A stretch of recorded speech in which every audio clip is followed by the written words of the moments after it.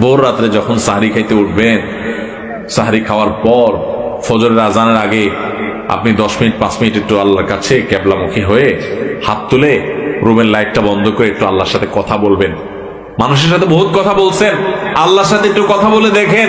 আল্লাহর সাথে কথা বলার স্বাদ আছে ভাই, অনেকে জীবনে একবারও এই স্বাদ পান নাই। একটু কথা বলে দেখেন।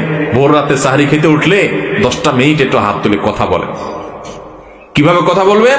কথা বলবেন এইভাবে, ও আল্লাহ, কত গুনাহ আমি করেছি, কত পাপাচার আমি করেছি, মরতে আমার হবে, তোমার কাছে যাওয়া আমার লাগবে আল্লাহ।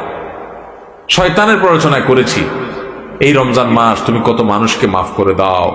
নবী করিম সাল্লাল্লাহু আলাইহি ওয়াসাল্লাম বলেছেন, ওয়ালিল্লাহি উতাকাউ মিনান নার ওয়া যালিকা ফি কুল্লি লাইলা। রমজানের প্রত্যেক রাতে আল্লাহ তাআলা অনেক মানুষকে সাধারণ ক্ষমা ঘোষণা করে দেন, যে যাও অমুক অমুক অমুক অমুক যাও, তোমাদেরকে মাফ করে দেওয়া হলো, জাহান্নাম থেকে মুক্ত ঘোষণা করে দেওয়া হলো। আল্লাহ কত মানুষকে আপনি সাধারণ ক্ষমা করে দিবেন। আল্লাহ আপনার সাধারণ ক্ষমা পাওয়ার জন্য কোনো যোগ্যতার দরকার হয় না, আপনি চাইলে যাকে তাকে মাফ করে দিতে পারেন। দুনিয়ার প্রেসিডেন্ট প্রধানমন্ত্রী চাইলে একটা দেশের যাকে তাকে যা খুশি তা দিয়ে দিতে পারে। তাদের যদি ক্ষমতা, তারা তো মানুষ। আল্লাহ আপনি তো মহান সৃষ্টিকর্তা, আপনি তো চাইলে আমার সব অপরাধগুলো মাফ করে আমাকে ফেরেশতা বানায় ফেলতে পারেন, পারেন না আল্লাহ? তো আল্লাহ আপনি